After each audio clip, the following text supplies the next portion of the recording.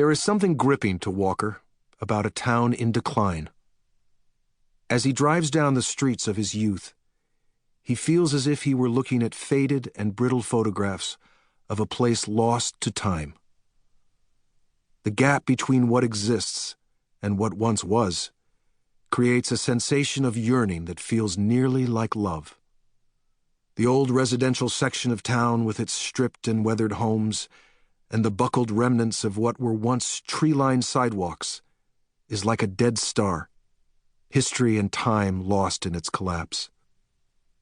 All newness, all brightness has moved to the outskirts, where there is a Taco Bell and a Kmart housed in an ersatz Spanish colonial mall. Still, Porter cannot escape its past.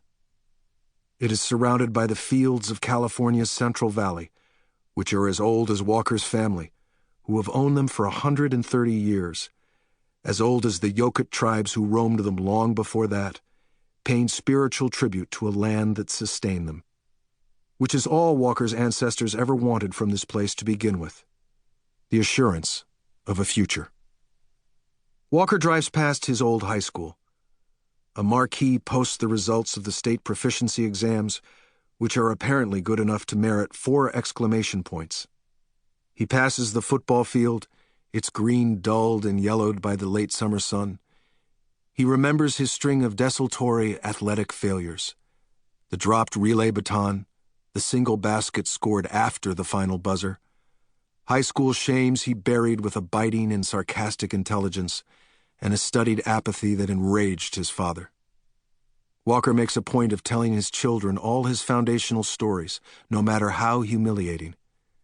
He wants to front-load Isaac and Alice with a sense of their history, so that they will not feel as unmoored as he does now, driving toward his father's house, toward his father, who is dying. Walker is astonished by how little he knows about his father's childhood. The few stories he was told have had to pull duty as the narrative of an entire life and have taken on outsized and probably erroneous metaphorical significance. He knows that George let his brother convince him to climb to the roof, only to have Edward pull out the ladder from under him, leaving George dangling from the rain gutter until the groundskeeper rescued him. He knows that his grandmother died giving birth to his father, and that Edward is not really George's brother at all, but his half-brother. Walker knows that his father lettered in archery, that he had a dog who grew drunk off a grape arbor and staggered home reeking like a town derelict, that he shined his shoes with an electric shoe shine, had his nails manicured once a week at the barber shop downtown, and that he smoked 1 cigar a year after all the crops had yielded. He knows that his father ate a bologna sandwich and tomato soup for lunch every day of his life. Walker knows these things not from his father's having told him, but from gleaning information from family acquaintances and household staff, or by observing the man whose translucence created in Walker an obsessive, if wary, curiosity. As Walker drives, he shuffles these random bits of information around, trying to work out an arrangement that completes the picture of his father. But there are too many missing pieces. George Dodge was uninterested in sharing his past when there was so much future to exploit. He turned the century-old fruit groves into a successful family-owned corporation, shipping oranges from Porter, as well as melon and lettuce from his farms on the west side of the valley, all over the country. And if there is one truism about farming, it is that the business is one of futures, of growth and harvest and planting and growth and on and relentlessly on. A person who gets mired in the past sees his crops grow brown and useless, and other growers swoop in to capture market share. "You're missing your future, boy," George pronounced when Walker was 18 and told his father that he wanted no part of farming but that he preferred to study history.